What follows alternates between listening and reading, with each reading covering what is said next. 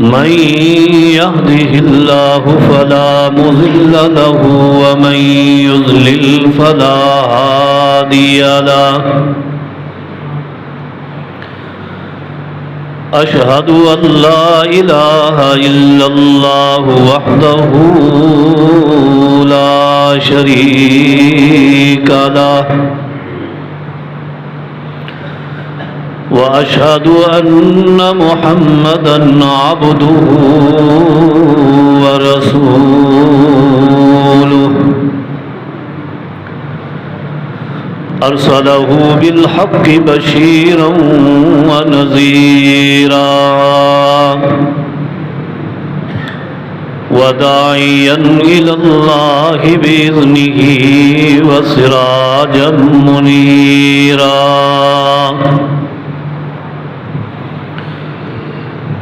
أما بعد فإن خير الحديث كتاب الله وخير الهدي هدي محمد وشر الأمور محدثاتها فإن كل محدثة بدعة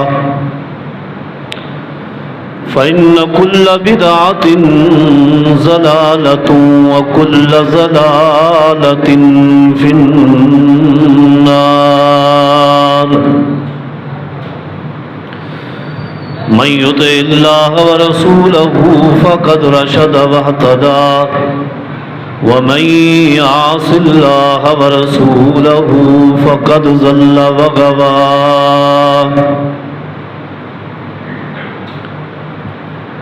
أعوذ بالله من الشيطان الرجيم بسم الله الرحمن الرحيم وما خلقت الجن والإنس إلا ليعبدون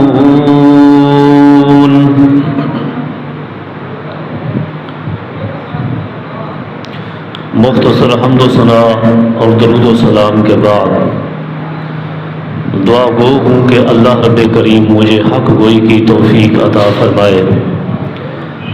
اللہ رب کریم مجھے اور آپ تمام ساتھیوں کو دین حق کی فہم اور اس پر عمل پیرا ہونے کی توفیق عطا فرمائے۔ گفتگو شروع کرنے سے پہلے ایک بات کی وضاحت کرنا لازمی سمجھتا ہوں۔ آپ میں سے اکثر حضرات کے علم میں یہی ہوگا کہ آج کا جو درس تھا وہ محترم مولانا عبدالرحمن شاہین حافظ اللہ کا تھا، جیسا کہ آپ کے اشتہار میں ہے، اور واقعی تھا بھی ایسے ہی۔ آج کا جو درس تھا وہ محترم شیخ شاہین صاحب حافظ اللہ کا تھا، اور جو 29 ستمبر کا تھا وہ میرا درس تھا۔ تو شاہین صاحب کو کوئی ضروری کام پڑ گیا اور تقریباً کوئی ایک ہفتہ پہلے انہوں نے رابطہ کیا تھا مجھ سے بھی اور شکیل بھائی سے بھی، تو درس کی تبدیلی کی ہے۔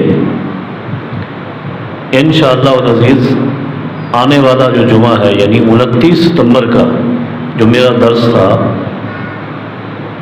اس روز انشاءاللہ العزیز محترم شاہین صاحب حافظ اللہ درس دیں گے، اور آج میں ان کی جگہ پر درس دینے آیا ہوں۔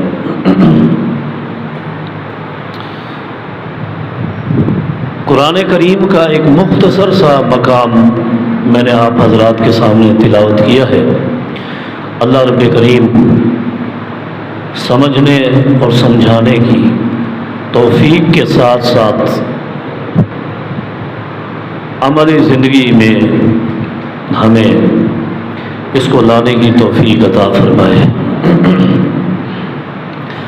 اللہ تبارک و تعالیٰ کا ارشاد تلاوت کیا، وَمَا خَلَقْتُ الْجِنَّ وَالْإِنسَ إِلَّا لِيَعْبُدُونَ۔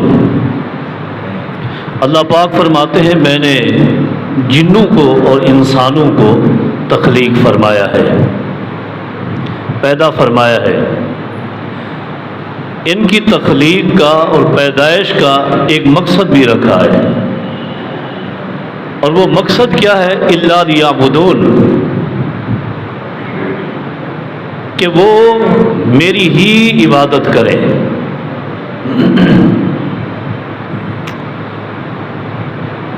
اب سوال یہ پیدا ہوتا ہے کہ اللہ تبارک و تعالیٰ کی عبادت کیا ہے اور کیسے کی جائے؟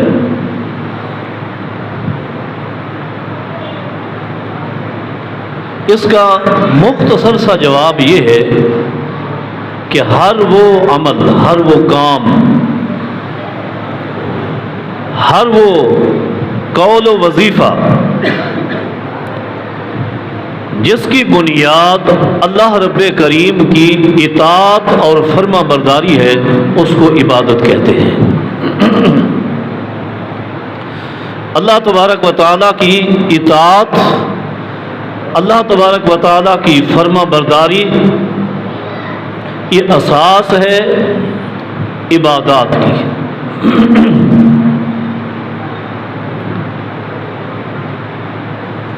جب ہم نے یہ مختصر سا جواب دے دیا کہ تمام تر عبادات کا مبنا اللہ رب کریم کی اطاعت و فرما برداری ہے، تو اب ہمارے سامنے ایک اور سوال کھڑا ہو جاتا ہے، اور وہ یہ ہے کہ اللہ رب کریم کی اطاعت اور فرما برداری کا راستہ کیا ہے؟ اللہ رب کریم کا فرما بردار کب بن سکتا ہے ایک انسان؟ اس نقطے کا جواب اللہ رب کریم نے خود ارشاد فرمایا ہے۔ قرآن کریم میں فرمایا من یطع الرسول فقد اطاع اللہ، جس نے میرے حبیب جناب محمد الرسول اللہ صلی اللہ علیہ وسلم کی اطاعت و فرما برداری کی، اس نے اللہ کی اطاعت و فرما برداری کی۔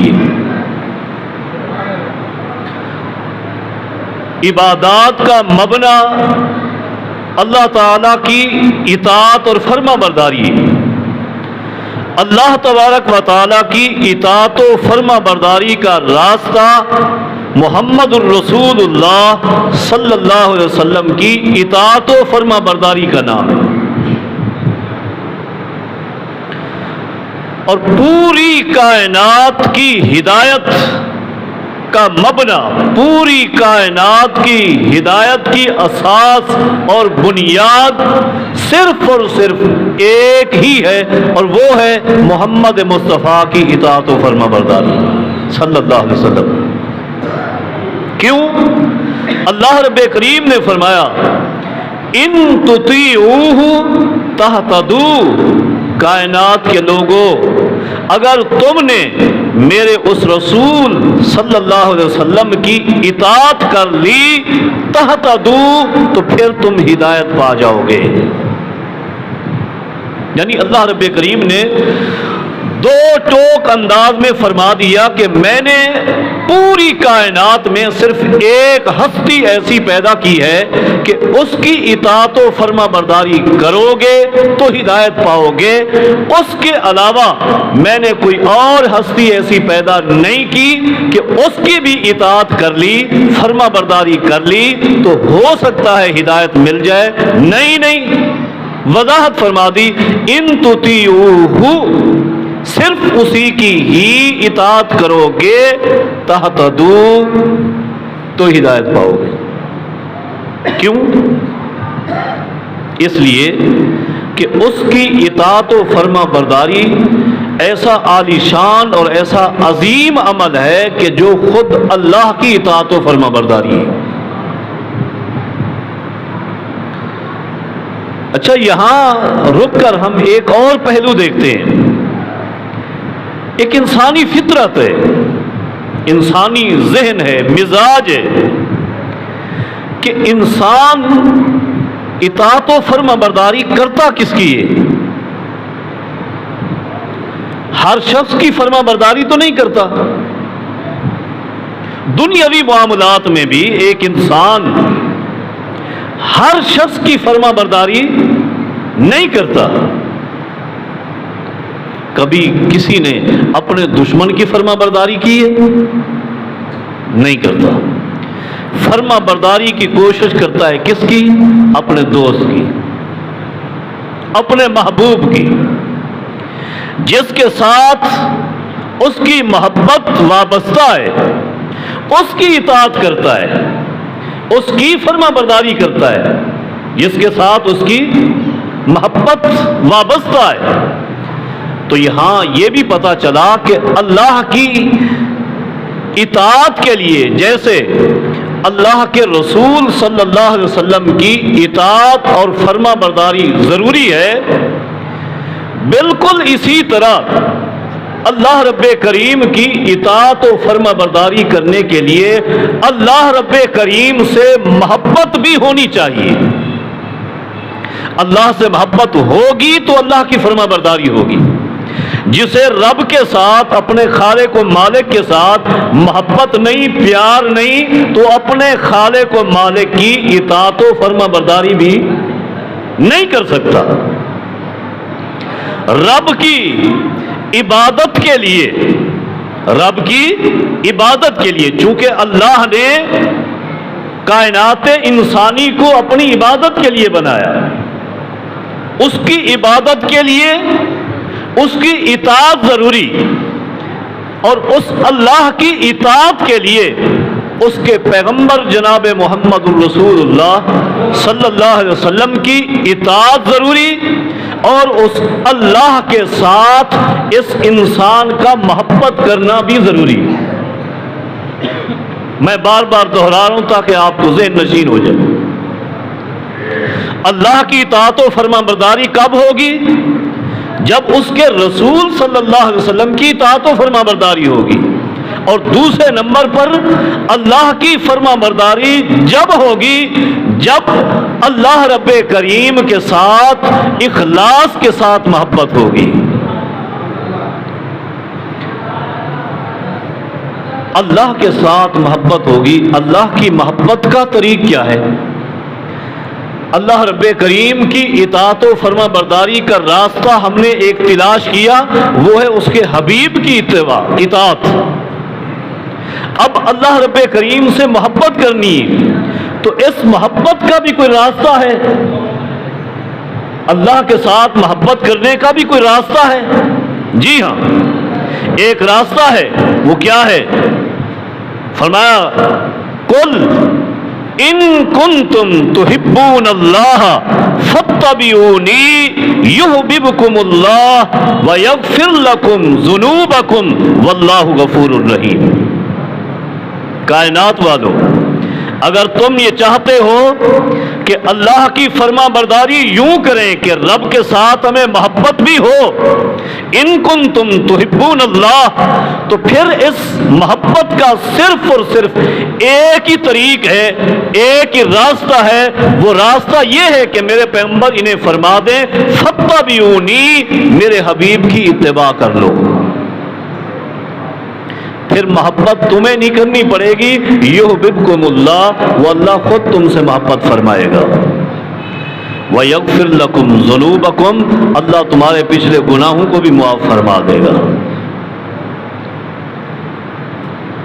عبادات کا مبنی اللہ کی اطاعت و فرما برداری، اور اللہ کی اطاعت و فرما برداری کا طریق اور راستہ دو طرفہ راستہ ہے، اور دونوں ایک ہی جگہ جمع ہو گئے ہیں. ایک راستہ اطاعت سے گھوم کر آیا محمد الرسول اللہ کی طرف صلی اللہ علیہ وسلم، اور دوسرا محبت کے راستے سے پیغمبر کی اتباع بن کر آیا. ایک ہی ہستی ہے محمد الرسول اللہ صلی اللہ علیہ وسلم.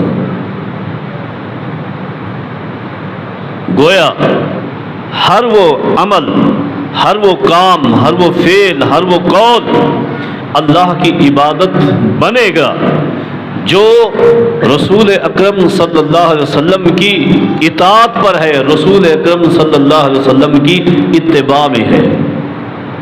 وہ اللہ کی عبادت ہے. ہر وہ عمل، کوئی بھی عمل ہے، اسے آپ چیک کریں، یہ اللہ کے رسول صلی اللہ علیہ وسلم کی اطاعت اس میں کتنا ہے، پیغمبر کی اتباع کتنا ہے، تب جا کر وہ عمل نیکی بنتا ہے، ورنہ کوئی عمل نیکی نہیں بن سکتا۔ کسی بھی عمل کے نیکی بننے کے لیے یہ لازمی اور ضروری ہے اس عمل کو چیک کیا جائے، اور عمل کے صحیح ہونے کے لیے کچھ شرائط ہیں، ان شرائط کا ہونا ضروری ہے۔ کوئی بھی عمل ہے، وہ شرائط کیا ہیں؟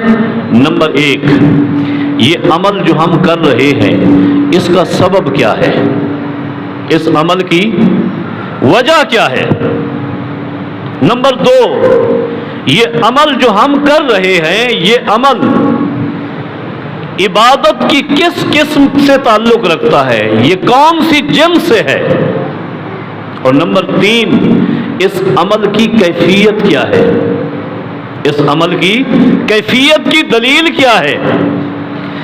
اس عمل کو ہم نے مقدار کے طور پہ کیا، اس کی مقدار کی دلیل شریعت میں ہے۔ اس عمل کو ہم نے ایک وقت کے ساتھ جوڑ دیا، یہ وقت اس عمل کے لیے شریعت میں ہے۔ اس عمل کو ہم نے ایک جگہ کے ساتھ خاص کیا، اس عمل کے لیے شریعت میں اس جگہ کا خصوص ہونا ثابت ہے۔ میں مثالوں کو واضح کر دیتا ہوں۔ میں نے پہلی شرط عرض کی کہ عمل کے لیے سبب دیکھنا ہے، وجہ دیکھنی ہے۔ مثال کے طور پر ابھی ہم نے نماز مغرب ادا کی ہے، مغرب کی نماز کی فرضیت کا جو سبب ہے، اولین سبب یہ ہے کہ سورج کا غروب ہو جانا، سورج کا غروب ہو جانا۔ جب سورج غروب ہو جاتا ہے نماز مغرب فرض ہو جاتی ہے۔ ہم جب چاہیں 3 رکعت نماز پڑھ لیں اور اس کو مغرب سمجھیں، نہیں۔ 6:15 بجے مغرب کی اذان ہوئی، 5:15 بجے ہم یہ 3 رکعت پڑھ لیں اور ہم کہیں کہ یہ مغرب کی نماز ہے، ہو جائے گی؟ کیوں؟ شریعت چاہتی ہے کہ یہ 3 رکعت جو آپ نے پڑھی ہیں اور نماز مغرب کہا ہے، مغرب کی نماز کا ایک سبب ہے، ایک وجہ ہے، اور وہ ہے سورج کا غروب ہونا۔ کیا ابھی سورج غروب ہوا ہے؟ ہو گیا ہے، ٹھیک ہے۔ نہیں ہوا، آپ کا یہ عمل نیکی نہیں ہے، یہ خلاف شریعت ہے۔ دوسری بات میں نے عرض کی، عمل کی جنس، یہ عمل جو ہم کر رہے ہیں، یہ نیکی جو ہم کر رہے ہیں، اس کی جنس اس وقت ہے۔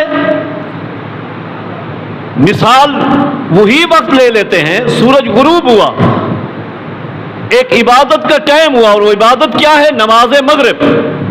لیکن ایک شخص آتا ہے مسجد میں، قرآن کریم اٹھا کر بیٹھ جاتا ہے، 2 گھنٹے تلاوت کرتا رہتا ہے، مغرب کی 3 رکعت نہیں پڑھتا جن کے لیے 5 منٹ درکار ہیں۔ کیا اس نے نیکی کی ہے؟ نیکی کی؟ قرآن کریم پڑھنا برائی ہے؟ نیکی ہے نا۔ تو پھر اس نے نیکی کیوں نہیں کی؟ یہ نیکی کیوں نہیں کی؟ ایک عبادت کا وقت تھا، عبادت کا ٹائم تھا، اس نے بھی عبادت کی۔ قرآن کریم پڑھنا عبادت ہے، عبادت کی ہے، لیکن عبادت کی وہ جنس نہیں جو جنس اللہ نے اس وقت فرض کی ہے۔ مثلا ایک شخص ماہ رمضان میں صدقۃ الفطر دیتا ہے، آپ بھی دیتے ہیں، گندم سے، آٹے سے، جو سے، کھجوروں سے، کشمش سے، جو حدیث میں اجناس آئی ہیں۔ ایک شخص کہتا ہے کہ میرے پاس بڑا مال و دولت ہے، بڑا پیسے والا ہوں، میں اس مرتبہ ماہ رمضان میں بادام بطور صدقۃ الفطر دوں گا، ہوگا؟ نہیں ہوگا۔ کیوں؟ یہ عمل کی وہ جنس نہیں جس جنس کی تجویز وحی کے ذریعے محمد الرسول اللہ نے فرما دی ہے صلی اللہ علیہ وسلم۔ تیسری قسم کیفیت ہے، اس عمل کی کیفیت۔ اب ہم نماز پڑھتے، نماز کی ایک کیفیت ہے۔ نماز شروع کی، اللہ اکبر، قیام کیا، رکوع کیا، سجود ہے، تشہد ہے، یہ نماز کی ایک कैफियत है, इसको नेकी कहते हैं, ये एक अमल है। अगर एक शख्स नमाज पढ़ता है, मगरिब की यही नमाज उसने पढ़ी है, लेकिन कैफियत अपनी मर्जी की इस्तेमाल करता है, उसने इसी नमाज को उल्टा शुरू किया, तशहुद से शुरू कर दिया, तशहुद किया, फिर सजदे किए, फिर रुकू किया, फिर क़ियाम किया, उसने नमाज पढ़ी है, क्या ये इबादत है? इबादत है? क्यों नहीं है? क्यों नहीं है? कैफियत तब्दील कर दी, कैफियत वो नहीं जो मोहम्मद रसूलुल्लाह सल्लल्लाहु अलैहि वसल्लम की है। क्या गलती थी उस शख्स की जिसके बारे में आप बारहा हदीस सुनते हैं कि 3 मरतबा मुसलसल 2 रकात नफल पढ़ के नबी अलैहिस्सलाम के पास आया है, सलाम किया है, नबी अलैहिस्सलाम ने सलाम का जवाब भी दिया है, और साथ ही क्या फरमाया है, इरजि फसल्ली फइन्नका लम तुसल्ली, वापस लौट जाओ, आपने नमाज नहीं पढ़ी, दोबारा नमाज पढ़ के आओ। उसने नमाज उलट पढ़ी थी, तशहुद से शुरू की थी? नहीं, क़ियाम से शुरू की, रुकू किया, सुजूद किए, तशहुद किया, तरतीब नहीं बदली, तब तरतीब वही थी, सब कुछ वही था। नमाज रिजेक्ट क्यों है? नमाज है नहीं, क्या वजह है? अहादीस का मुताला करें, वजह सिर्फ आपको इतना मिलेगी तमाम अहादीस की कुतुब में कि रुकू के बाद जब वो खड़ा होता था तो पूरे इत्मीनान से खड़ा नहीं होता, बल्कि जल्दी से सजदे में चला जाता था। जब पहले सजदे से उठता इत्मीनान के साथ बैठता नहीं था, दूसरे सजदे में चला जाता था। नबी अलैहिस्सलाम ने फरमाया इरजी फसल्ली फइन्नका लम तुसल्ली, वापस लौट जाओ, तुम्हारी नमाज नहीं है, तुम्हारी नमाज नहीं है। अल्लाह अकबर। हज़रात, इबादत का मामला बड़ा हसास है। मुझे यहाँ रुक कर एक ख्याल आ गया है, फर्ज नमाज का मामला बड़ा हसास है। आप जानते हैं कि नवाफिल जो है, नवाफिल आप बैठकर भी पढ़ सकते हैं, खड़े होकर भी पढ़ सकते हैं, बगैर किसी उज़्र के नवाफिल आप बैठकर भी पढ़ सकते हैं, लेकिन सवाब आधा मिलेगा, सवाब आधा मिलेगा। फर्ज नमाज वो नमाज है जिसे आप बगैर किसी उज़्र के बैठकर अदा नहीं कर सकते। पूरी अल्लाह की मखलूक में सिर्फ एक हस्ती ऐसी थी जो बगैर उज़्र के फर्ज को बैठकर पढ़े, खड़े होकर पढ़े, नवाफिल को बैठकर पढ़े, खड़े होकर पढ़े, पूरे का पूरा जो सवाब था वो थे मोहम्मद रसूलुल्लाह सल्लल्लाहु अलैहि वसल्लम। बाकी किसी के लिए फराइज़ बगैर उज़्र के बैठकर पढ़ना जायज़ नहीं है।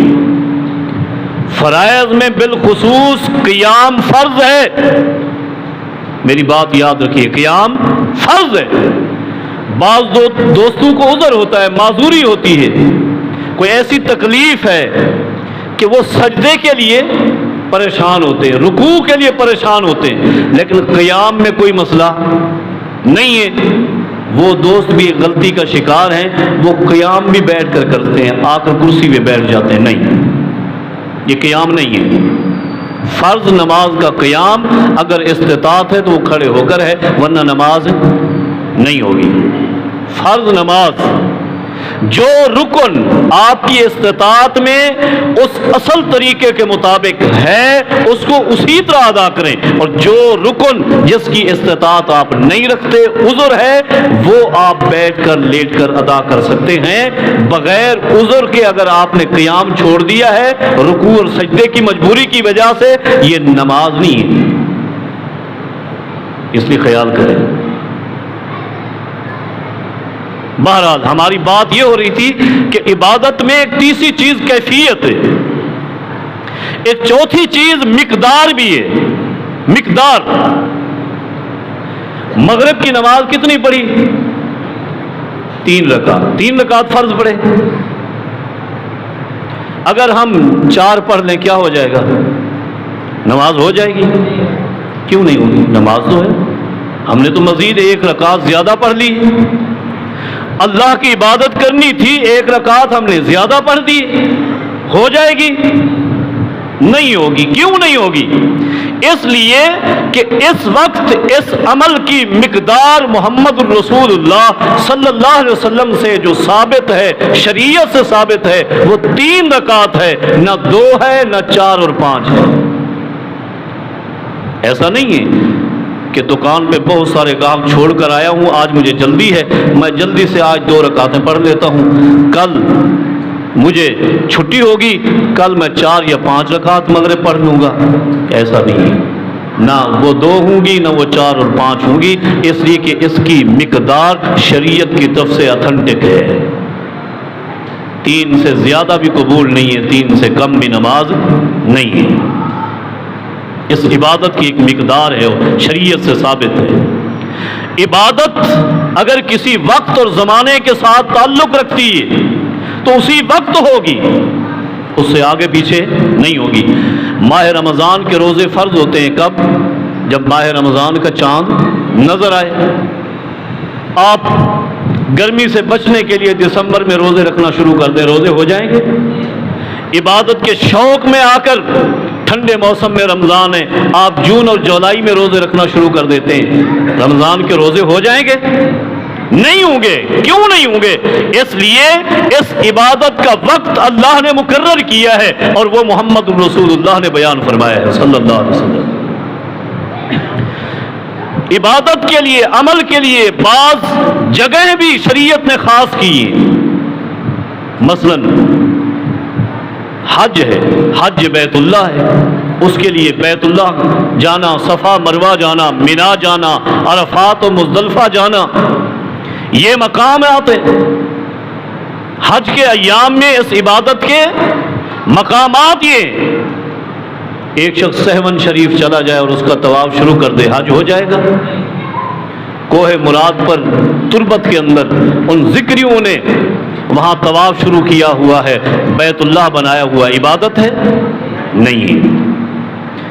اس حج کے لیے اللہ نے جو مقام منتخب کیا ہے وہ مقام ہے، وہ مکہ میں ہے، وہ یہاں نہیں ہے۔ تو کسی عمل کے لیے، یہ ابتدائی باتیں تھیں، کسی عمل کے صحیح ہونے کے لیے یہ 6 شرائط ہیں۔ اس عمل کا سبب، اس عمل کی جنس، اس عمل کی کیفیت، اس عمل کی مقدار، اس عمل کا وقت، اس عمل کی جگہ، یہ ساری کی ساری شریعت کی دلیل سے ثابت ہوں۔ نیکی ہے، اپنی اختراع، بدعت ہے، گناہ ہے اور شرک ہے، عبادت نہیں ہو سکتی، نہیں ہو سکتی۔ عبادت کے لیے، نیکی کے لیے ہم نے ابتدا میں آیت پڑھی تھی، وما خلقت الجن والانس الا لیعبدون۔ اللہ نے انسان کو اپنی عبادت کے لیے پیدا کیا۔ عبادت کے لیے شریعت میں ان 6 شرائط کو چیک کریں، ان کی دلیل چیک کریں۔ دلیل شریعت سے ملتی ہے، وہ عمل ٹھیک ہے، نیکی، اسے کریں۔ اگر دلیل شریعت سے نہیں ملتی، وقت برباد نہ کریں، پیسہ برباد نہ کریں، ضائع نہ ہوں، جہنم کا ایندھن بن سکتے ہیں، جنت کا راستہ نہیں مل سکتا۔ یہ شرائط دیکھیں۔ اب اسی میں سے ہم آ جاتے ہیں آج کل عید میلاد النبی، کیا سبب ہے اس کا؟ پہلا سوال ہے ہمارا، اس کا سبب کیا ہے؟ کس سبب کی بنیاد پر ہم یہ نیکی اور ہم یہ عمل کرتے ہیں؟ سبب کیا ہے؟ سبب بیان کیا گیا کہ اس میں کائنات کے امام محمد مصطفیٰ صلی اللہ علیہ وسلم پیدا ہوئے۔ جی ہاں، پیدا ہوئے۔ تو شریعت سے دلیل پوچھیں، جب محمد الرسول اللہ صلی اللہ علیہ وسلم پیدا ہوئے، کیا آپ کی زندگی میں یہ دن آیا تھا یا نہیں آیا تھا؟ آیا تھا، 63 مرتبہ آیا تھا، آیا تھا، 63 مرتبہ آیا تھا۔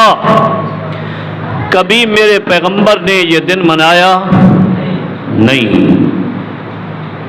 خلافت النبوت علی منہاج النبوہ، وہ خلافت جس کو پیغمبر نے خلافت النبوت کہا ہے کہ یہ نبوت کے خلیفہ ہیں، نائب نبوت ہیں، 4 خلفاء گزرے ہیں، 30 سال کا مسلسل عرصہ گزرا ہے۔ پیغمبر کی وفات کے بعد ان ادوار میں بھی 30 مرتبہ یہ دن آیا ہے، یہ خلافت نبوت ہے۔ نبی علیہ الصلوۃ والسلام کی وفات کے بعد، دنیا سے چلے جانے کے بعد، صحابہ کے دور میں بھی کم و بیش 80 مرتبہ یہ دن آیا ہے۔ 80 سال تک صحابہ کرام موجود رہے ہیں، کسی ایک صحابی سے۔ اس سے بھی آگے چلے جائیں، نبی علیہ الصلوۃ والسلام کی ایک حدیث ہے، خیر القرون قرنی ثم الذین یلونہم ثم الذین یلونہم، لوگوں سب سے بہترین زمانہ میرا زمانہ ہے، پھر اس کے بعد والا، پھر اس کے بعد والا۔ ان خیر القرون میں سے آخر میں، ان خیر القرون کے انتہا میں ایک عظیم ترین امام ہیں جو ایک بڑی لمبی چوڑی قوم کے مقتدا ہیں، امام ابو حنیفہ رحمۃ اللہ علیہ خیر القرون میں پیدا ہوئے، بڑھے، علم پڑھے، پڑھایا، اسی خیر القرون میں تھے۔ انہوں نے کبھی اس دن کا یہ اہتمام کیا ہے؟ بتائیں، وہاں سے مل جائے۔ پھر یہ نیکی بنا کیسے ہے؟ پھر یہ نیکی بنا کیسے ہے؟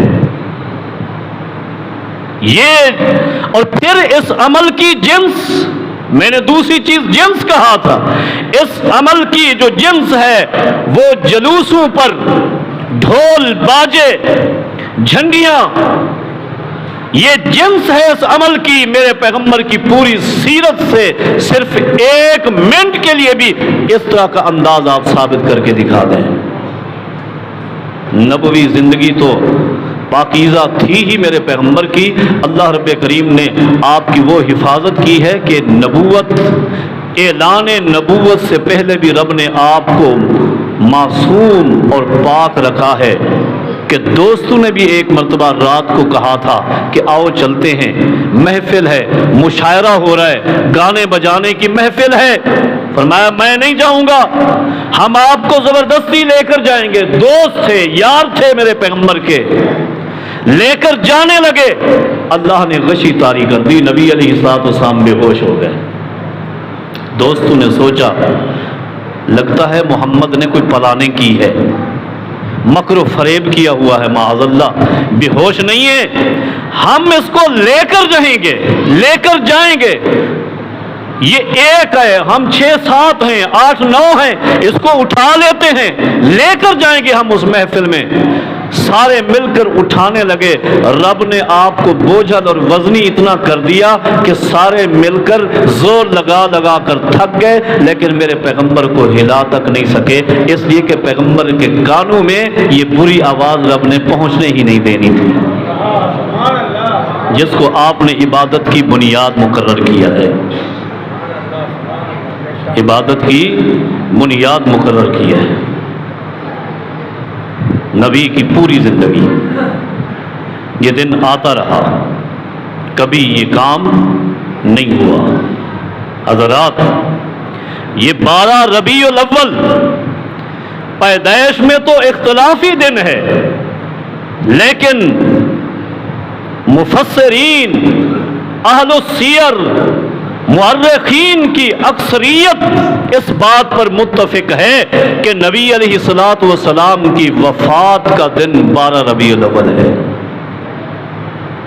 اس میں تو اتفاق ہے۔ اور پھر دیکھ، دین ہم نے عرض کیا صرف اور صرف محمد مصطفیٰ کے طریقے کو کہتے ہیں۔ میرے رسول کا طریقہ کیا ہے صلی اللہ علیہ وسلم؟ اس 12 ربیع الاول کو دیکھ، اس تاریخ کو دیکھ اور پیغمبر کی زندگی کا مطالعہ کر دیکھ۔ پیغمبر کی زندگی میں یہ دن آیا ہے، 12 ربیع الاول کا دن آیا ہے، پیغمبر نے کیا کیا ہے تجھے پتا نہیں؟ تو آ سن، میں بتاتا ہوں پیغمبر نے کیا کیا۔ صحیح بخاری اٹھا، سیدہ عائشہ رضی اللہ عنہا حدیث کی راویہ ہیں، فرماتی ہیں لوگوں جب یہ دن آیا تھا، جب یہ دن میرے آقا پر آیا تھا، میرے آقا میری گود میں لیٹے ہوئے تھے اور آپ کے پہلو میں لکڑی کا ایک پیالہ پانی کا بھرا ہوا رکھا تھا۔ نبی علیہ الصلوۃ والسلام بار بار اپنے دونوں ہاتھ اس پیالے کے اندر رکھتے ہیں، گیلے کرتے ہیں، تر کرتے ہیں، تر کرنے کے بعد صحیح بخاری کے الفاظ دونوں ہاتھوں کو اپنے چہرے پر لے جاتے ہیں، چہرے پر پھیرتے ہیں، چہرے پر پھیرتے ہوئے ساتھ ہی نبی علیہ الصلوۃ والسلام یہ پڑھ رہے ہیں، فرما رہے ہیں ربی اعنی علی سکرات الموت، اللہم اعنی علی غمرات الموت، اے اللہ موت کی سختیاں اور تکالیف میں برداشت نہیں کر سکتا، اے اللہ تو میری مدد فرما۔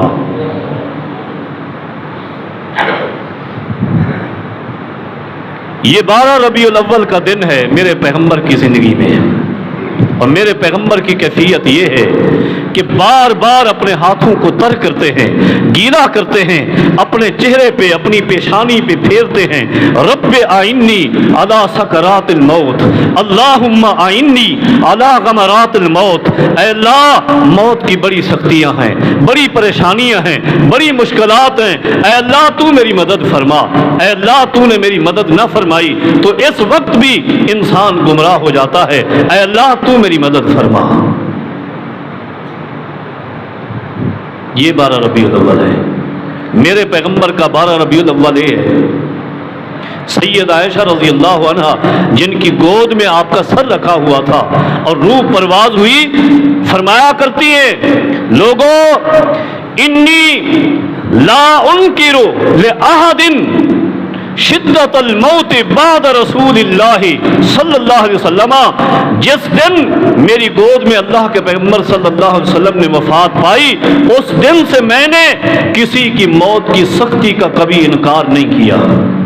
میں مانتی ہوں کہ ہر شخص کو موت کی تکلیف ہوتی ہے، دنیا میں کوئی شخص ایسا نہیں جو موت کی سختی سے بچ سکے۔ یہ 12 ربیع الاول ہے، یہ 12 ربیع الاول ہے کہ سیدہ فاطمہ الزہرا فرما رہی ہیں صبت علی مصائب لو انہا صبت علی الایام سرن لیالیا۔ یہ فاطمہ الزہرا ہیں جو 12 ربیع الاول کو فرما رہی ہیں وا کربن لابی، وا کربن لابی، ہے میرے ابا کی تکلیف، ہے میرے ابا کی مشکلات۔ اور نبی علیہ الصلوۃ والسلام اپنی اس لخت جگر کو، بیٹی کو تسلی دیتے ہیں بیٹی صبر کرو، لا کربا علی ابی کی بعد اليوم، لا کربا علی ابی کی بعد اليوم، بیٹی آج کا دن مشکل ہے، آج کے بعد تیرے ابے پر کبھی تکلیف نہیں آئے گی، تیرے باپ کو کبھی مشکل نہیں پڑے گی، کبھی تکلیف نہیں آئے گی۔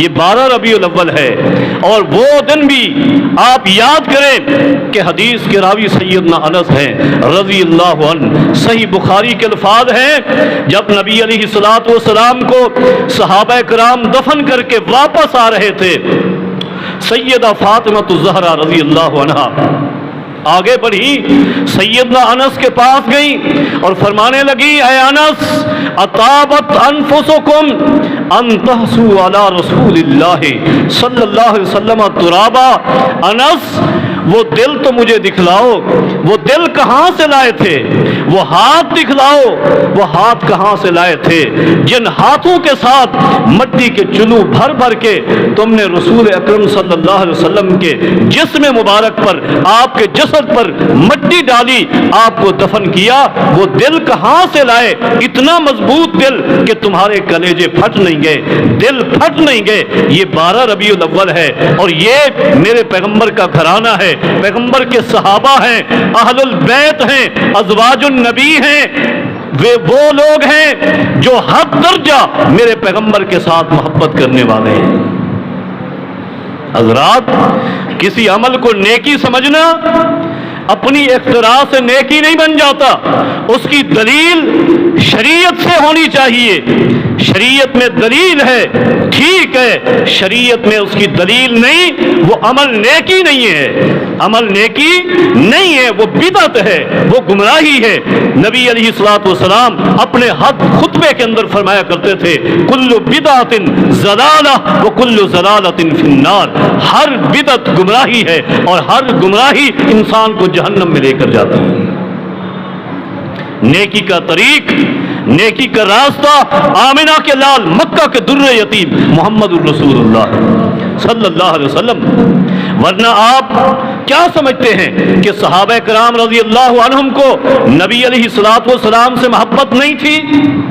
وہ یہ نیکی نہیں کر سکتے تھے؟ کائنات میں رب کریم نے کوئی اور انسان ایسا پیدا نہیں کیا ہے جو صحابہ کرام سے بڑھ کر محمد مصطفیٰ سے محبت کر سکے، نہیں پیدا کیا رب نے۔ محمد مصطفیٰ صلی اللہ علیہ وسلم کے ساتھ حد درجہ اگر کوئی محبت کرتا تھا تو وہ صحابہ کرام ہیں رضی اللہ عنہ۔ صحیح بخاری اٹھائے، سیدنا مقداد ابن اسود ہیں رضی اللہ عنہ۔ جنگ بدر کا موقع ہے، نبی علیہ الصلوۃ والسلام چند ایک صحابہ کرام کی جماعت لے کر گئے ہیں اور اتنی بڑی تعداد میں دشمن ہیں، یہ نہتے ہیں، وہ اسلحہ سے لیس ہیں۔ نبی علیہ الصلوۃ والسلام رات کی تنہائی میں میدان بدر میں کھڑے ہوئے ہاتھ اٹھا کر دعا فرما رہے ہیں اللہم ان تہلک ہذہ العصابہ، اے اللہ اگر تو نے میری اس چھوٹی سی جماعت کو ہلاک کر دیا، موت کے گھاٹ اتار دیا، یہ دنیا سے چلے گئے، فلا تعبد فی الارض، اے اللہ زمین میں تیرا نام لینے والا کوئی نہیں ہوگا، اے اللہ میری اس جماعت کی حفاظت فرما۔ رو رہے ہیں، دعائیں کر رہے ہیں۔ سیدنا ابوبکر صدیق رضی اللہ عنہ نے آ کر منع کیا، بٹھایا، اے اللہ کے رسول، اللہ آپ کی مدد فرمائے گا، آپ کی جماعت کی حفاظت کرے گا۔ نبی علیہ الصلوۃ والسلام دشمن کے ارادے سن کر، دشمن کی اتنی بڑی جماعت سن کر صحابہ کرام کو بلاتے ہیں اور مشورہ لیتے ہیں کیا کیا جائے، کہاں تک لڑائی کریں، کیسے لڑیں۔ اللہ اکبر، قربان جائیں صحابہ کرام نبی علیہ الصلوۃ والسلام کو تسلی دے رہے ہیں۔ نبی علیہ الصلوۃ والسلام مہاجرین سے ہٹ کر انصار کی طرف دیکھتے ہیں، انصار کیا بولتے ہیں، انصار بھی آپ کو تسلیاں دے رہے ہیں۔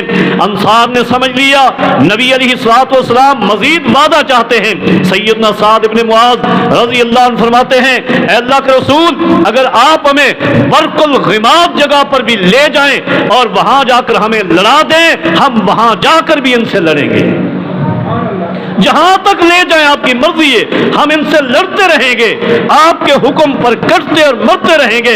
نبی علیہ الصلوۃ والسلام پھر پوچھتے ہیں کیا کرو گے؟ اچانک سیدنا مقداد ابن اسود رضی اللہ عنہ کھڑے ہوئے اور فرمانے لگے اللہ کے حبیب صلی اللہ علیہ وسلم آپ کیا سمجھتے ہیں، لسنا اصحاب موسیٰ، ہم موسیٰ علیہ الصلوۃ والسلام کے ساتھی نہیں ہیں، ہم یہ نہیں کہیں گے فاذهب انت وربک فقاتلا انا ہاہنا قاعدون، جائیے اے پیغمبر آپ لڑیں، آپ کا رب لڑے، ہم یہاں بیٹھے ہوئے ہیں، جب فتح مل جائے ہمیں بلا لینا۔ یہ موسیٰ علیہ الصلوۃ والسلام کے ساتھیوں نے کہا تھا، اور ہماری بات سنیے، آپ جہاں چاہتے ہیں لے جائیں، ولیکن نقاتل عن یمینک و شمالک و امامک و خلفک، کعبہ کے رب کی قسم ہے آپ ہمیں لڑائیں، ہم آپ کے دائیں بھی لڑیں گے، بائیں بھی لڑیں گے، آگے بھی لڑیں گے، پیچھے بھی لڑیں گے، حتیٰ نقتلا، جب تک ہمارے جسم میں جان ہے آپ کے آگے پیچھے دائیں بائیں لڑتے لڑتے شہید ہو جائیں گے، لڑتے رہیں گے۔ حضرات اس موقع پر صحیح بخاری اٹھائیے، ہلیۃ الاولیاء اٹھائیے، ایک عظیم ترین صحابی رسول ہیں سیدنا عبداللہ ابن مسعود رضی اللہ تعالیٰ عنہ، فرمایا کرتے تھے اے مقداد آج کے اس میدان میں تو مجھ سے جیت گیا، تیرے اس جملے نے مجھے رشک میں ڈال دیا، میری چاہت یہ ہے۔ یہ عبداللہ بن مسعود ہیں کون؟ عبداللہ بن مسعود ہیں کون؟ یہ تو وہ صحابی ہیں نبی علیہ السلام فرماتے ہیں اجلسو، ایک پاؤں اندر ہے ایک مسجد کے باہر ہے، وہیں بیٹھ جاتے ہیں۔ یہ اطاعت ہے، یہ فرما برداری ہے جن کی پنڈلیوں کو دیکھ کر صحابہ مسکرا پڑتے ہیں۔ نبی علیہ السلام فرماتے ہیں کل قیامت کے دن اللہ کے میزان کے اندر جب ان پنڈلیوں کو ڈالا جائے گا، رکھا جائے گا، تو میزان ان کے وزن کو برداشت نہیں کر سکے گا، بلکہ اس سے چرچراہٹ کی آواز آئے گی۔ صحابہ نے پوچھا عبداللہ اتنا موٹے ہو جائیں گے؟ فرمایا نہیں، یہ پنڈلیاں اسی طرح رہیں گی، یہ وزن، یہ بوجھ عبداللہ کی نیکیوں کا ہوگا، اس کے تقویٰ کا ہوگا۔ وہ عبداللہ سیدنا مقداد ابن اسود سے فرمایا کرتے تھے اے مقداد، جنگ بدر کے دن نبی علیہ السلام کو تسلی دیتے ہوئے جو ایک جملہ تو نے کہا تھا، میرے ساتھ سودا کر لے، میری پوری زندگی کی نمازیں تو لے لے، روزے تو لے لے، جہاد تو لے لے، حج تو لے لے، ساری نیکیاں لے لے، میدان بدر میں پیغمبر کے سامنے کھڑے ہو کر تو نے ایک جملہ کہا تھا، وہ نیکی مجھے دے دے، میری زندگی کی پوری نیکیاں لے جا۔ حضرات، یہ محبت ہے، یہ عقیدت ہے، یہ اطاعت ہے، یہ اتباع و فرما برداری ہے۔ تو پھر میں کیوں نہ کہوں کہ اتنی محبت کرنے والے صحابہ کرام کیا یہ جلوس نہیں نکال سکتے تھے؟ یہ جھنڈیاں نہیں لہرا سکتے تھے؟ جلوس نکالنا مشکل ہے یا گردن کٹا دینا مشکل ہے؟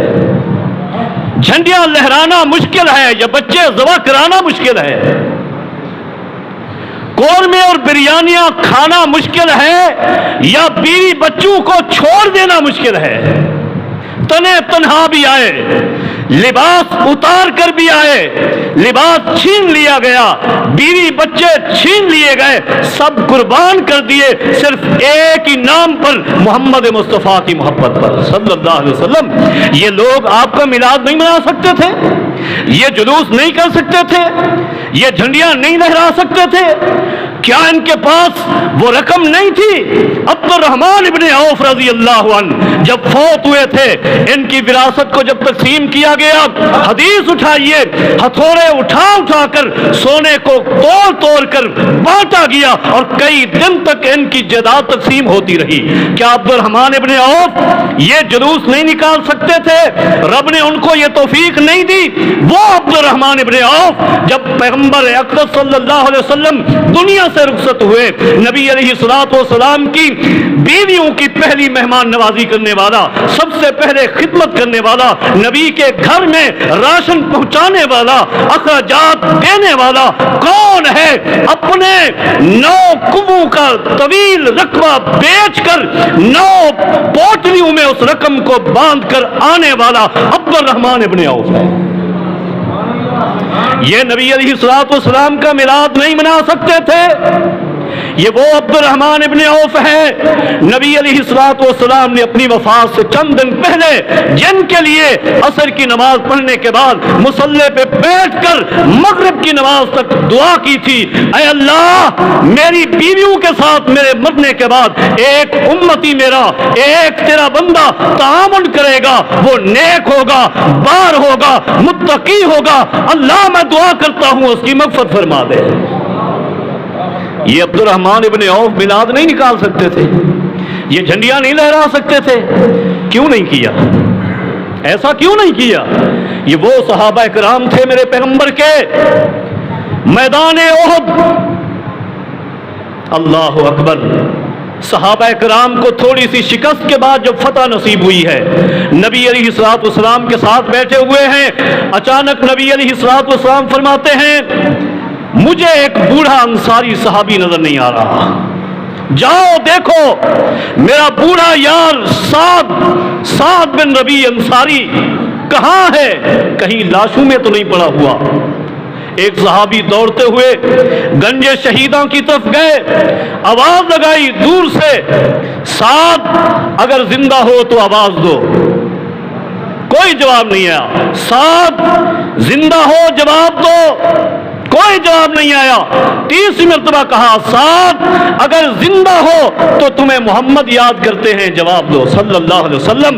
بس یہ آواز سنی تھی، لاشوں کے درمیان سے ایک ہاتھ بلند ہوا، ہاتھ کھڑا ہوا، یہ شخص دوڑتا ہو گیا، دیکھا تو سعد ابن ربیع ہے، زخم میں چور پڑا ہوا ہے، رو رہا ہے۔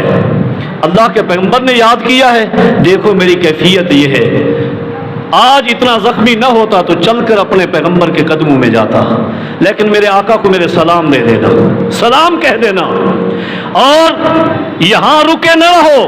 بڑا قیمتی جملہ فرمایا، موطا اٹھائیے۔ سیدنا سعد بن ربیع انصاری فرماتے ہیں میری باتیں نہ سنتے رہو، یہاں رکو نہ، فوراً نکلو اور سنو، میں تو جانے لگا ہوں لیکن اپنی برادری کو یہ بات پہنچاؤ، ہم نبی علیہ الصلوۃ والسلام کو ذمہ دے کر مکہ سے لائے تھے مدینہ میں، آپ ہماری ذمہ داری میں ہیں، ہم نے آپ کی حفاظت کا ذمہ لیا ہے، حفاظت کرنی ہے، انصاریوں کو پیغام پہنچا دو۔ انصاریوں سنو، اگر خدا نہ خواستہ اللہ کے رسول صلی اللہ علیہ وسلم کسی میدان میں شہید ہو جاتے ہیں اور تمہارے مدینہ کے انصاریوں میں سے کوئی ایک انصاری زندہ ہوا، سن لو واللہ رب نے اس کا کوئی عذر نہیں سننا، بغیر عذر سنے اس انصاری کو رب نے جہنم میں داخل کر دینا ہے کہ تم نے میرے پیغمبر کی نصرت نہیں کی، میرے پیغمبر کی مدد نہیں کی۔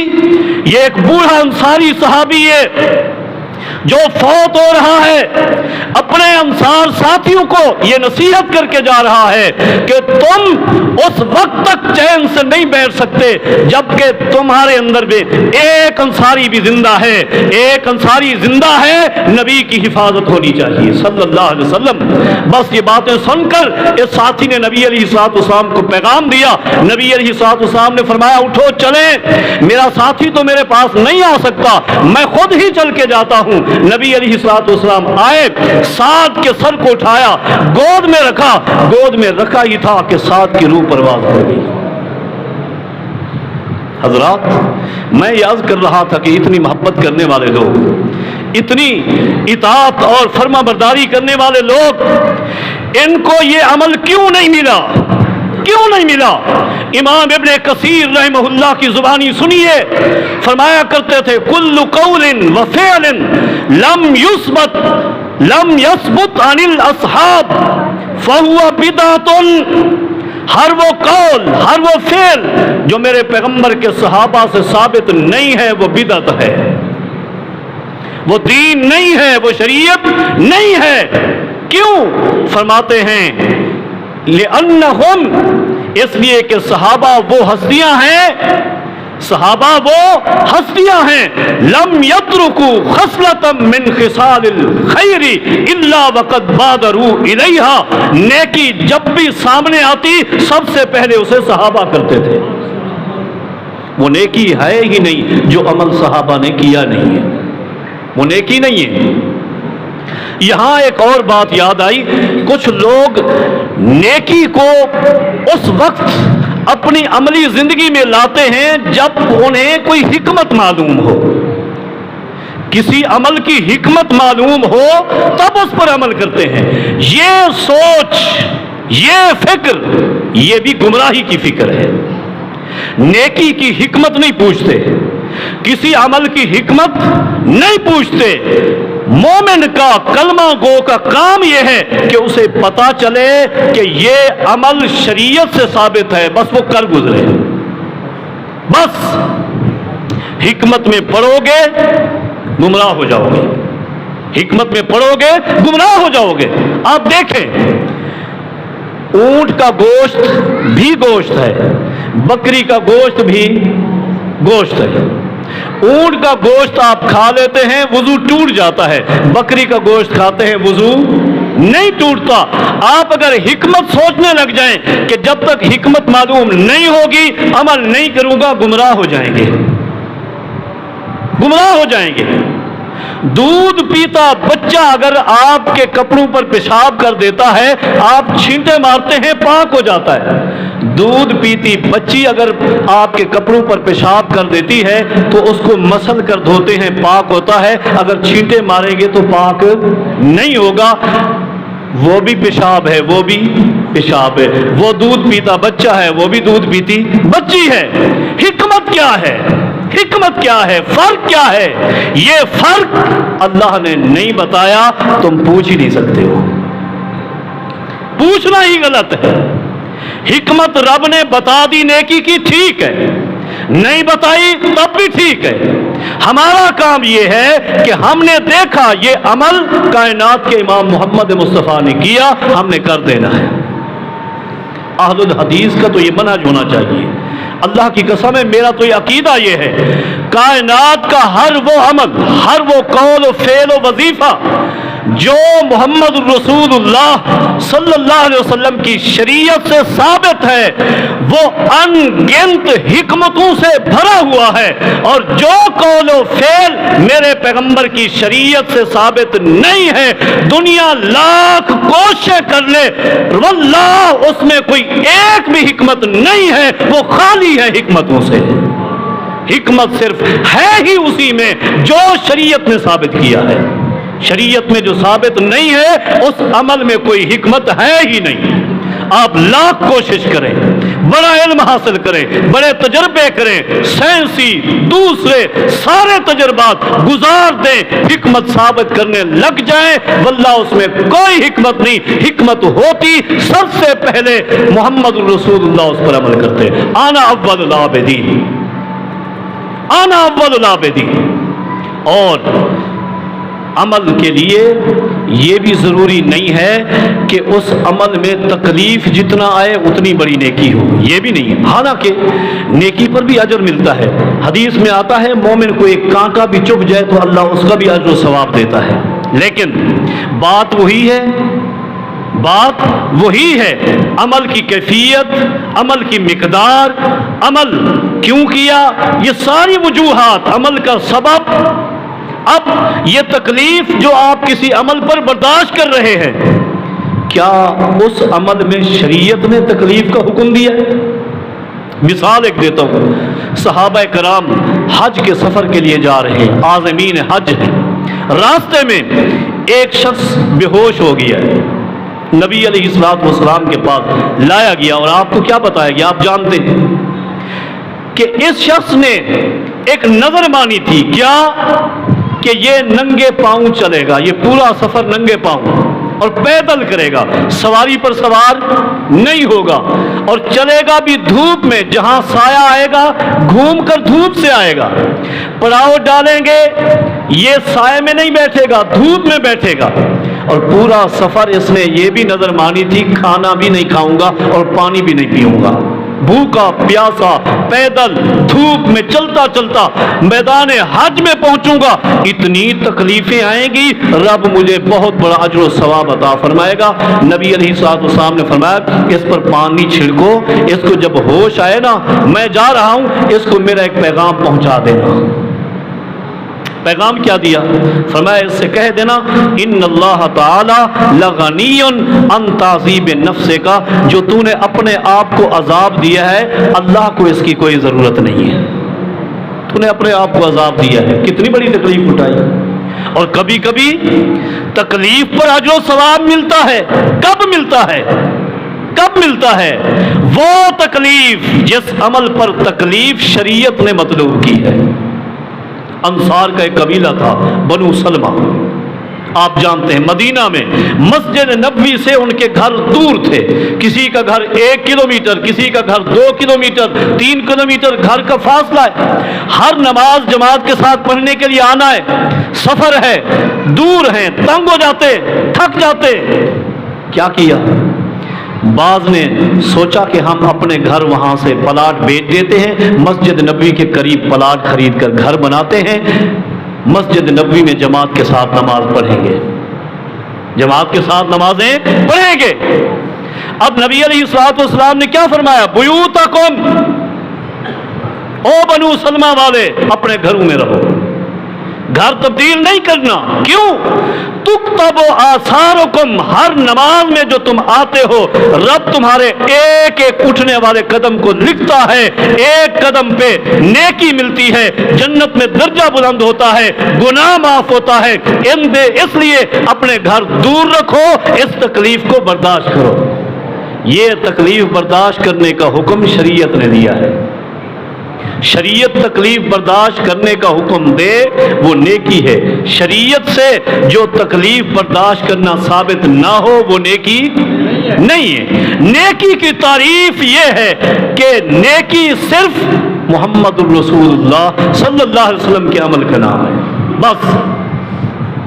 بعض لوگ، بعض ساتھی ایک اعتراض کرتے ہیں، ایک سوال کر دیتے ہیں، کراس کوئسچن، جی فلاں بندے نے یہ عمل کیا، آپ نے غلط کہا۔ بات اصل میں یہ ہے کہ اس کی سوچ اچھی تھی، اس کی سوچ اچھی تھی۔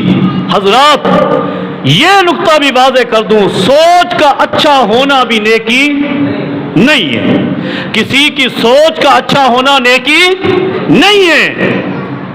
نبی علیہ الصلوۃ والسلام کے ساتھ صحابہ کرام کا سفر ہے، قرال غمیم مقام پر پہنچے ہیں، گرمی کی شدت ہے، ماہ رمضان کا سفر ہے۔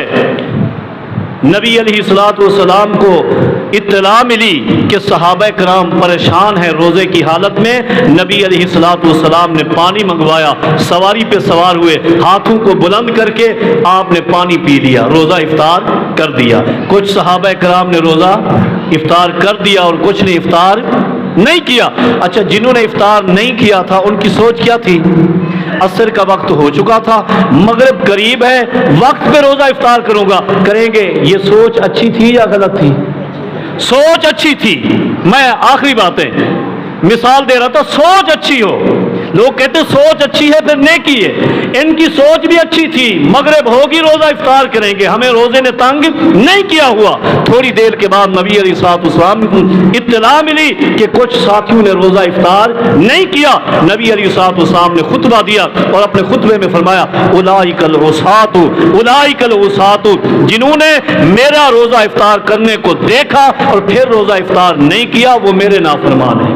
سوچ اچھی تھی، سوچ اچھی تھی۔ آج بھی جس کی سوچ اچھی ہے وہ یاد کر لے، اس کی یہ اچھی سوچ اگر میرے پیغمبر کی شریعت کے متصادم ہے، واللہ وہ میرے پیغمبر کا نافرمان ہے۔ پیغمبر کی فرما برداری، پیغمبر کی اطاعت اللہ کی اطاعت ہے، پیغمبر کی اتباع اللہ کی محبت ہے، اللہ کی اطاعت اللہ کی محبت، اللہ کی اطاعت اللہ کی عبادت کا مبنا ہے۔ اس لیے اللہ نے ہمیں اپنی عبادت کے لیے پیدا فرمایا۔ ہم سب کو چاہیے کہ اللہ کی عبادت اس طرح کریں جس طرح اللہ رب کریم نے ہم سب کو حکم فرمایا ہے۔ اقول قولی ھذا استغفر اللہ لی ولکم ولسائر المسلمین وآخر دعوانا ان الحمد للہ رب العالمین۔